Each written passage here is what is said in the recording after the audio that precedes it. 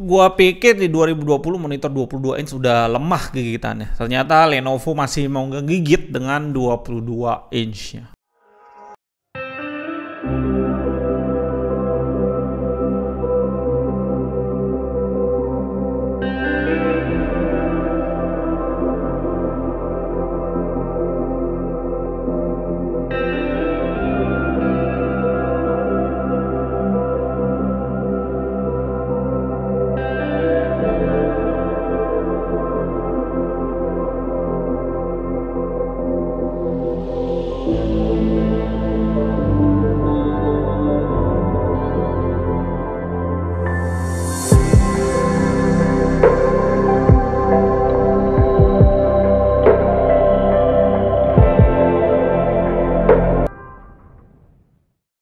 GTID dapat sponsor nih dari POC Radio Hytera. Jadi produk ini memiliki grade militer atau dia itu tahan banting.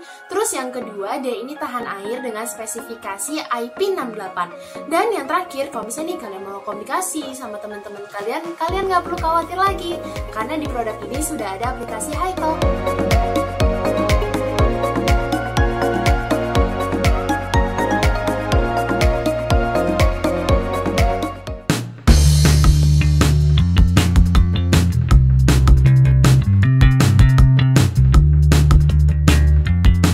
Selamat datang di GTID channel paling canggih di 2020. Banyak dari kalian yang nanya, Bang, kenapa nggak bikin review 22 inch dan 22 inch paling worth it yang mana gitu ya, pertanyaan-pertanyaan kayak gitu.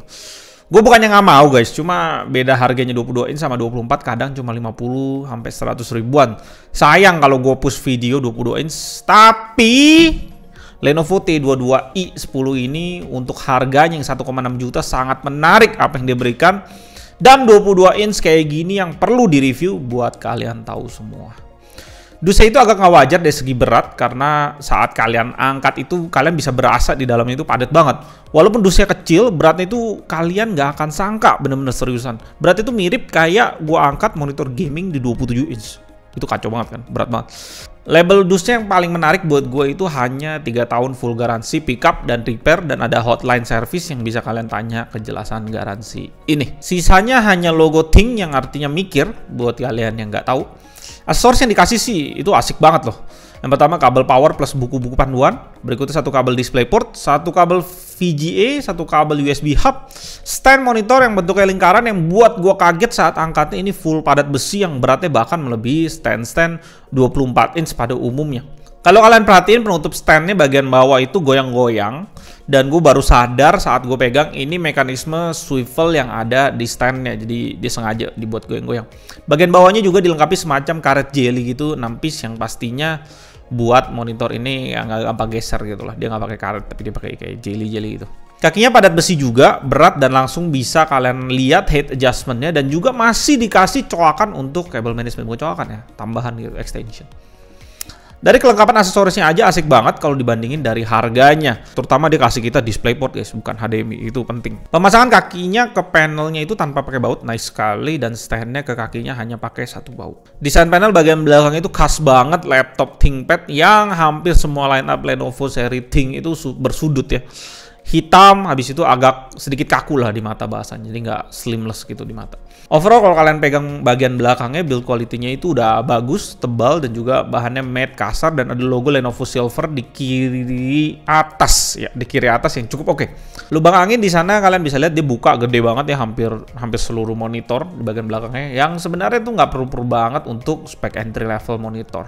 Karena heatnya nggak seperti 1440 Hz atau 4K gitu ya. Di tengah-tengah tempat kita pasang kakinya ada VESA mount di sana 10x10 cm. Dan di sini kita bisa langsung lihat portnya itu lengkap banget. Yang pertama port power tentunya adapter ada di dalam monitor, artinya satu DisplayPort 1.2 dan HDMI 1.4. Satu DiSub atau VGA yang nice banget masih dikasih, cocok buat orang yang punya VGA dengan port lawas.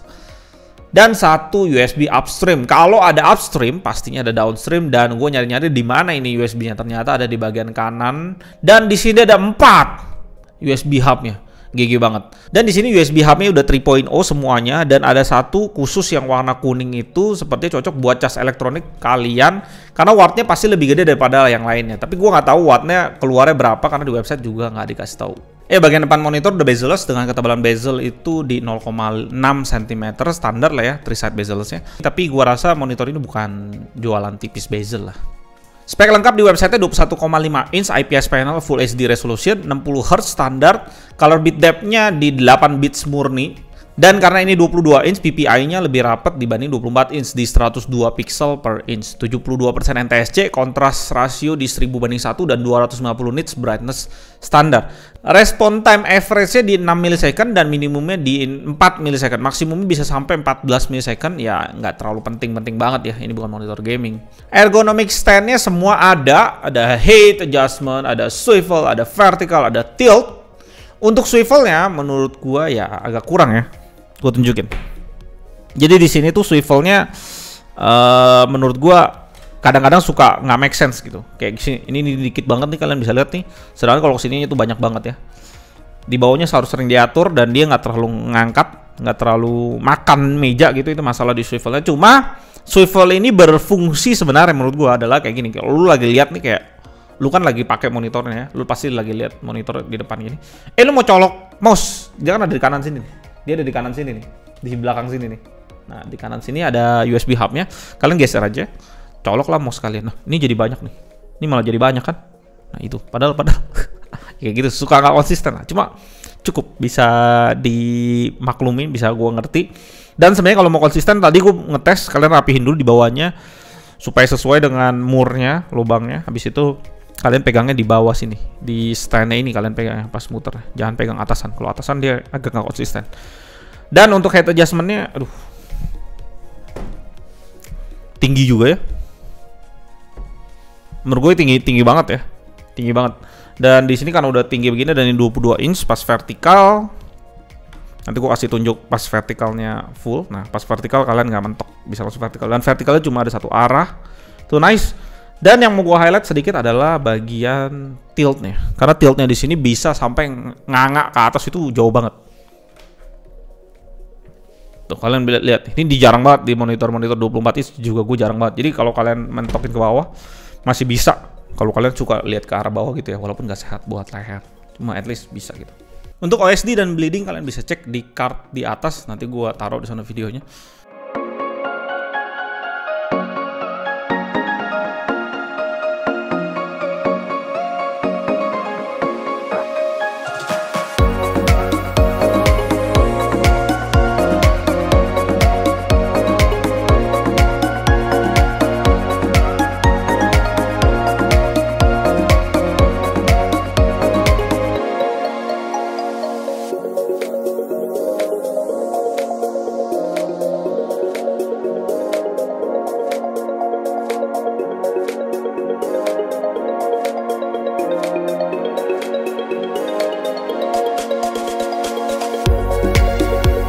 Ya, sekarang kita ngetes pakai data color. Biasa di sini color gambutnya di sini kita dapat 97% sRGB, 75% Adobe RGB, 77% P3 dan 71% NTSC.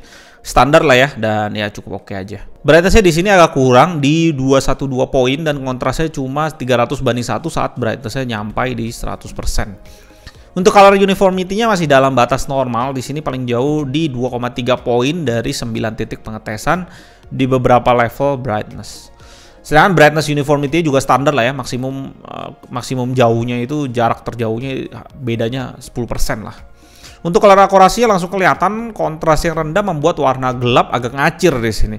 Beberapa warna gelap agak miss, masih cukup lah di bawah delta E3, tapi untuk biru di 1F itu ngacir hampir ke angka 7. Untuk harganya tadi gue udah sempat mention di awal, kita bisa dapetin di 1,6 juta dengan garansi full 3 tahun.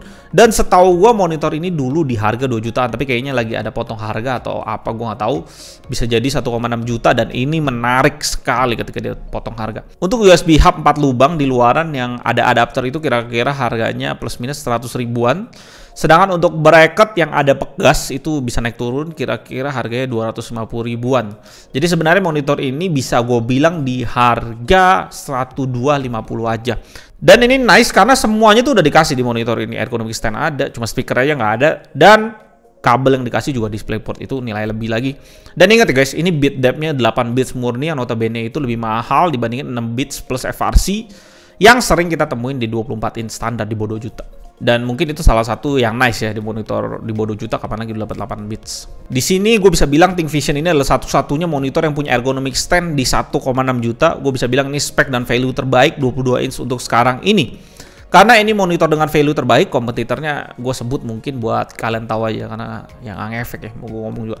Ya di sini ada Dell P2219H, speknya sama kayak ThinkVision ini, dan head adjustment juga di 2,2 juta. Tipe lainnya yang no head adjustment ada di Philips 223 V7 di 1,3 juta, LG 22MK600 di 1,5 juta, dan ViewSonic VA2256H di 1,3 juta. Di seri 22 inch gak ada yang bisa ngalahin ini. Dan kalau kita pakai Acer kemarin yang paling murah di 1,4 1,5 kalau nggak salah, kalian tambahin bracket 250.000, kalian bayar total di 1650, tapi masih nggak dapat USB hub. Dan Lenovo juga masih menang di garansinya 3 tahun. Brand lain tuh agak sulit untuk bandingin dengan monitor ini seriusan, terutama yang range-nya di bawah 2 juta sekali lagi. Buat kalian yang punya meja dengan lebar yang agak mepet dan dari kemarin terus tanya ke gua 22 inch dong bang, 22 inch.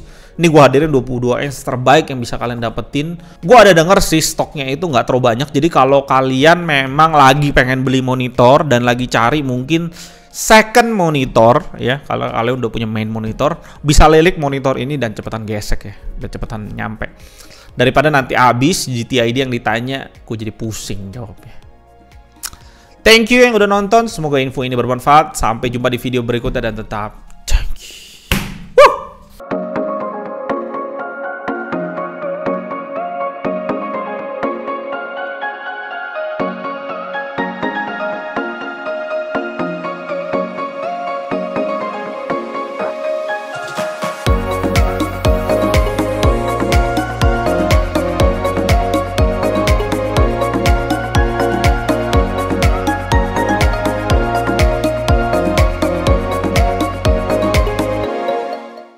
thank you buat kalian yang udah nonton sampai akhir. Kalau kalian suka dengan video barusan, kalian bisa support kita dengan like, subscribe, dan komen.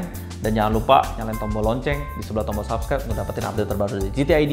Dan di kolom komentar kalian bisa request ke kita barang untuk di-review. Kalian juga bisa isi kritik dan saran. Apapun pikiran kalian akan gue baca satu persatu. Di tahun 2020 ini, GTID mempunyai tema giveaway buat kalian subscriber dan viewer setia dari GTID. Buat teman-teman kalian yang punya produk yang mau di-review sama kita, kalian bisa kontak kita di email kita, ada di deskripsi di bawah. Dan kita hanya minta kalian mempersiapkan produk atau merchandise untuk di-giveaway kepada viewer dan subscriber setia GTID. Salam GTID dan tetap canggih.